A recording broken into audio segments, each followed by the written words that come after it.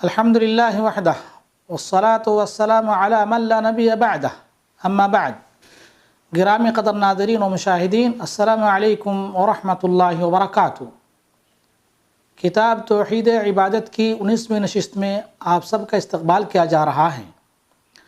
آج کی نشست میں ہم آپ حضرات کے سامنے چند ان امور پر روشنی ڈالیں گے جو اصل توحید یا کمال توحید کے منافی ہیں۔ ہوا اور آندھی کو گالی دینا اور برا بھلا کہنے کی ممانعت۔ ہوا کو گالی دینا، برا بھلا کہنا کمال توحید کے منافی ہے۔ ہوا اللہ تعالیٰ کے مخلوقات میں سے ایک مخلوق ہیں۔ ہواؤں پر تصرف اللہ تعالیٰ کا ہی ہے اور یہ اسی کا حکم کے تابع ہیں۔ وہ انہیں جیسے اور جدھر چاہے چلاتا ہے اور جدھر چاہے موڑ دیتا ہے۔ لہٰذا ہوا کو گالی دینے، برا بھلا کہنے سے ایمان واجب میں کمی آ جاتی ہے۔ ابن عباس رضی اللہ تعالیٰ عنہ کی حدیث میں ہے ان رجلا لعن الريح عند النبي صلی اللہ علیہ وسلم فقال لا تلعن الريح فإنها مأمورة وإنه من لعن شيئا ليس له بأهل رجعت اللعنة عليه۔ ایک شخص نے رسول اللہ صلی اللہ علیہ وسلم کے پاس ہوا کی لعنت کی اور اسے برا بھلا کہا، تو آپ صلی اللہ علیہ وسلم نے فرمایا ہوا کو برا بھلا نہ کہو، کیونکہ وہ تو اللہ کے حکم کے تابع ہے، اور جو شخص کسی چیز کو لعن طعن کرتا ہے، اگر وہ چیز اس لعنت کے اہل نہ ہو تو وہ لعنت اسی کی طرف پلٹ آتی ہے۔ یہ روایت ترمذی کے اندر ہے اور روایت صحیح ہے۔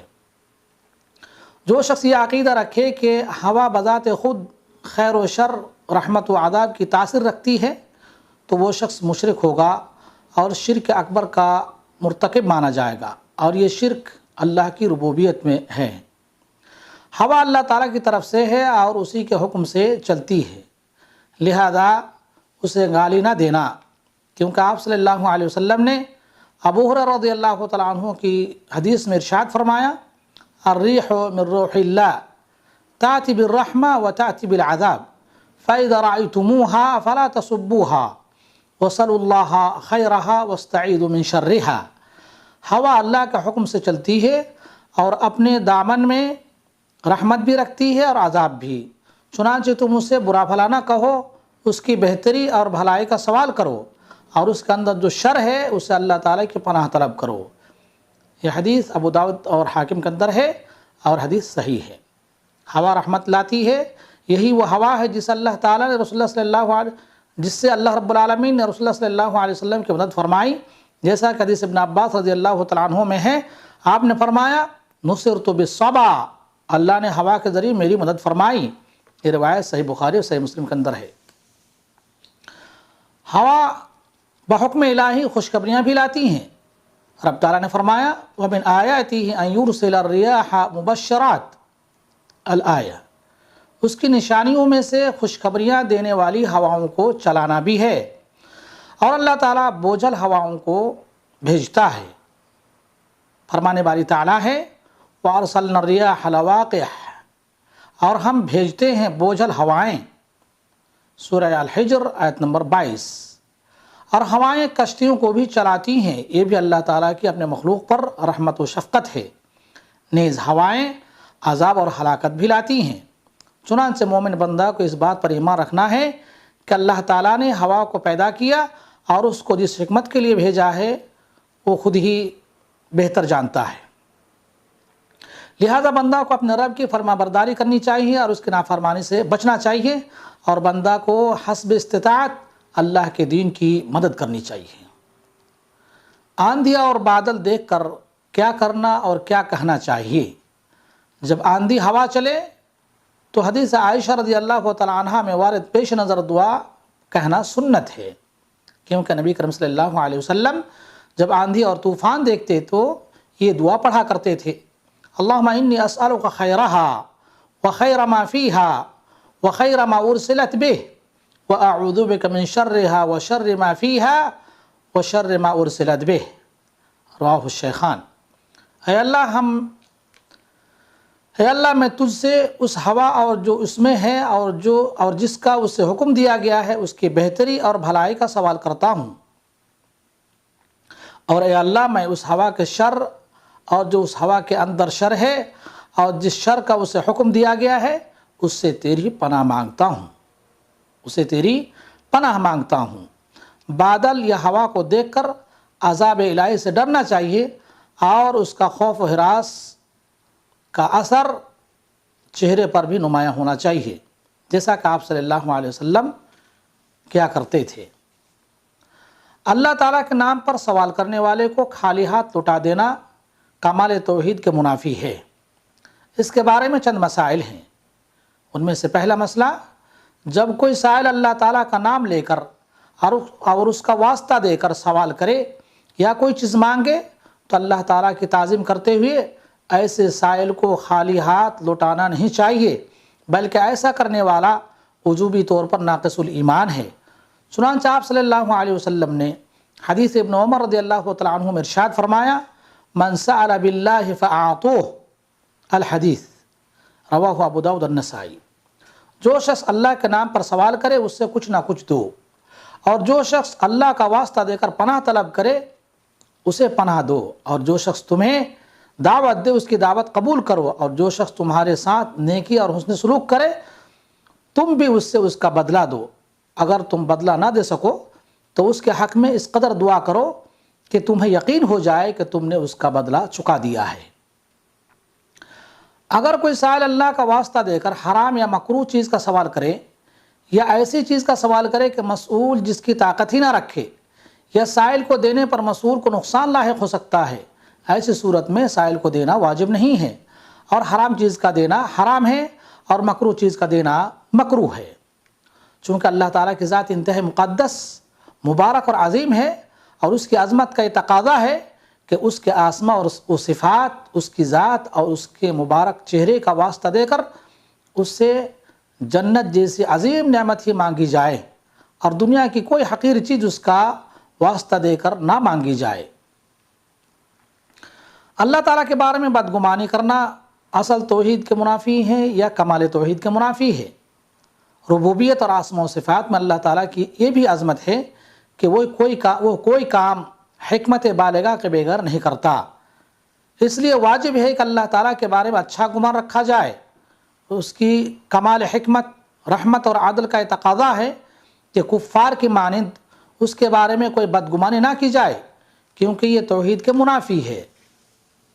بندہ پر اللہ تعالیٰ کے بارے میں حسن ظن رکھنا واجب ہے اور بدگمانی کرنا حرام ہے، کیونکہ بندہ جب اللہ تعالیٰ کے بارے میں حسن ظن رکھتا ہے تو اسے عظیم بھلائی حاصل ہوتی ہے، اور اس کے برعکس بندہ اگر اپنے رب کے بارے میں بدگمانی رکھتا ہے، برا گمان رکھتا ہے، تو اس کو برائی کے علاوہ کچھ بھی حاصل نہیں ہوتی ہے۔ آپ صلی اللہ علیہ وسلم نے واصلہ رضی اللہ تعالیٰ عنہ کے حدیث میں ارشاد فرمایا، انا عند ظن عبدی بی فلیظن بی ما شاء۔ اللہ تعالیٰ نے فرمایا، میں میرے بندے کے وہم و گمان کے پاس ہوتا ہوں، اب بندہ میرے بارے میں جو چاہے گمان کر لے۔ اللہ تعالیٰ کے بارے میں سوء ظن یا بدگمان رکھنے کی چند حالات ہیں۔ پہلی حالت، اللہ تعالیٰ کے بارے میں ایسا گمان رکھا جائے جو توحید کی ضد اور منافی ہو، جیسے مشرکوں کا گمان ہے کہ وہ معبودان جن کی وہ پوجا پاٹ کرتے ہیں وہ اللہ تعالیٰ کے یہاں ان کے سفارشی ہوں گے، یا یہ گمان رکھنا کہ یہ معبودان سب اللہ کے شریک ہیں یا اللہ کے بال بچے ہیں یا اللہ کے استغفر اللہ والد میں سے ہیں، یا یہ گمان رکھنا کہ اللہ تعالیٰ قیامت قائم ہی نہیں کریں گے وغیرہ، تو یہ سب اللہ کے ساتھ کفر ہے، اور یہ کفر اکبر ہے، اور یہ جاہلیت کی بدگمانی ہے۔ اللہ تعالیٰ نے فرمایا، یظنون باللہ غیر الحق ظن الجاہلیہ یقولون هل لنا من الامر من شیء قل ان الامر كله للہ یخفون فی انفسهم ما لا یبدون لک الآیہ۔ یہ منافقین اللہ کے بارے میں ایام جاہلیت کیسے ناحق گمان کرتے ہیں، کہتے ہیں کہ اس امر میں ہمیں بھی کچھ اختیار ہے۔ آپ فرما دیں کہ ان امور میں کسی کا کچھ حصہ نہیں، سارے اختیارات اللہ کے قبضے میں ہیں۔ یہ لوگ اپنے دلوں میں بہت سی باتیں مخفی رکھتے ہیں، جو آپ پر ظاہر نہیں کرتے، کہتے ہیں کہ اگر ہمارے بس میں ہوتا تو ہم یہاں مارے نہ جاتے۔ آپ ان سے کہہ دیں کہ اگر تم اپنے گھروں میں بھی ہوتے تو جن کی موت لکھی تھی وہ ضرور اپنے قتل گاہوں کی طرف نکل آتے۔ اور یہ سارا ماجرا اس لیے پیش آیا کہ اللہ تعالیٰ تمہارے سینوں کی بات کو آزمائے اور تمہارے دلوں میں جو کچھ ہے اسے خالص کر دے اور نکھار دے۔ یقیناً اللہ تبارک و تعالیٰ دلوں کا حال خوب جانتا ہے۔ سورہ آل عمران آیت نمبر 154۔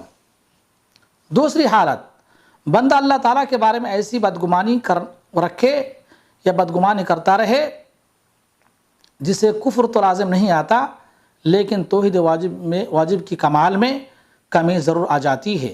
اکثر لوگ تقدیر کے شاکی اور راہ اعتدال سے ہٹے ہوئے ہیں۔ وہ تقدیر کا شکوہ کرتے نظر آتے ہیں کہ فلاں شخص سے فلاں سے زیادہ مجھے روزی ملنی چاہیے تھی، کیونکہ میں فلاں سے زیادہ مطیع و فرما بردار ہوں۔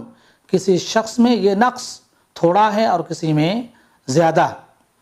ہر ایک کو اپنا جائزہ لینا چاہیے کہ اس کی کیا صورتحال ہے، کیا وہ ایسی بدگمانی سے بچا ہوا ہے۔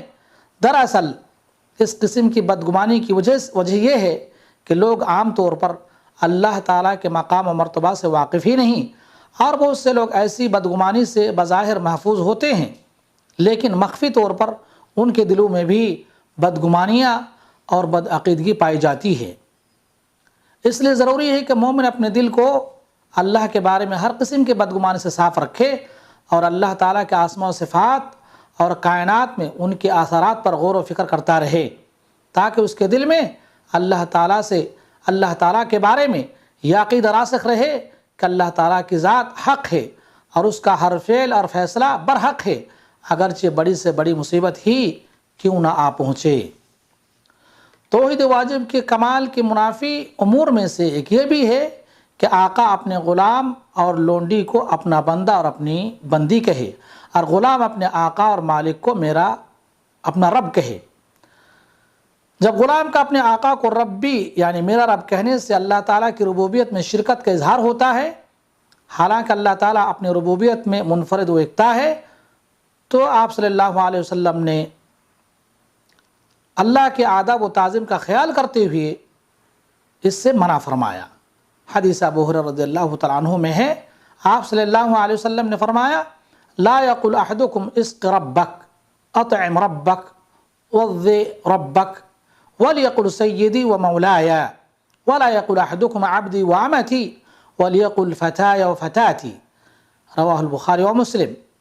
کوئی شخص یوں نہ کہے اپنے رب کو کھانا کھلا، اپنے رب کو وضو کرا، بلکہ یوں کہنا چاہیے کہ میرا آقا اور میرا مولا، اور کوئی یوں نہ کہے میرا بندہ اور میری بندی، بلکہ یوں کہنا چاہیے کہ میرا غلام، میرا خادمہ۔ مذکورہ بالا حدیث میں جو ممانعت آئی ہے وہ سب کے لیے عام ہے، لہذا کسی کے لیے جائز نہیں ہے کہ اس قسم کے لفظ کا استعمال کرے۔ آقا کے لیے حرام ہے کہ میرا بندہ اور میری بندی کہے، کیونکہ اس میں لفظ شراکت ہے، جبکہ تمام مخلوق اللہ کے بندے ہیں اور تمام عورتیں اللہ کی بندیاں ہیں۔ سیدی کہنے کا حکم، سیدی کہنا مطلقاً جائز ہے، چاہے کوئی غلام کہے یا اور کوئی کہے، کیونکہ اس میں سیادت کی اضافت انسان کی طرف ہے، جیسا کہ آپ صلی اللہ علیہ وسلم نے انصار سے فرمایا، قوموا الی سیدکم، تم اپنے سید یعنی آقا کی طرف اٹھ کھڑے ہو جاؤ، اور ان کا آقا سعد بن معاذ رضی اللہ تعالیٰ عنہ تھے۔ یہ روایت صحیح بخاری صحیح مسلم کے اندر ہے، لیکن بغیر اضافت کے لفظ سید کا استعمال جائز نہیں ہے۔ مثلا ایسا نہ کہا جائے کہ فلاں سید ہے، اس لیے کہ سید اللہ تعالیٰ کی ذات ہے، جیسا کہ آپ صلی اللہ علیہ وسلم نے فرمایا، السید اللہ، سید اللہ ہی ہے۔ یہ روایت ابو داؤد احمد کے اندر موجود ہے، روایت صحیح ہے۔ کسی منافق کے لیے لفظ سید کا استعمال جائز نہیں ہے، آپ صلی اللہ علیہ وسلم نے اسے منع فرمایا ہے۔ آپ نے فرمایا، لا تقولوا للمنافق سید، الحدیث، منافق کو سید نہ کہو۔ یہ روایت مسند احمد، ابو داؤد، نسائی کے اندر موجود ہے، روایت صحیح ہے۔ لفظ رب کی نسبت و اضافت بے جان چیز کی طرف کی جا سکتی ہے یا غیر مکلف کی طرف کی جا سکتی ہے، جیسے رب الدار، گھر کا مالک ہے، کیونکہ اس استعمال میں عبودیت کا تصور ہی نہیں ہے۔ اللہ تعالیٰ سے دعا ہے کہ اللہ رب العالمین ہمیں جو باتیں رکھی گئی ان باتوں پر عمل کرتے ہوئے توحید یا اصل توحید کے منافی امور کا ارتکاب کرنے سے بچائے۔ انہی باتوں کے ساتھ آج کی بات ختم کرتا ہوں۔ وآخر دعوانا ان الحمد للہ رب العالمین۔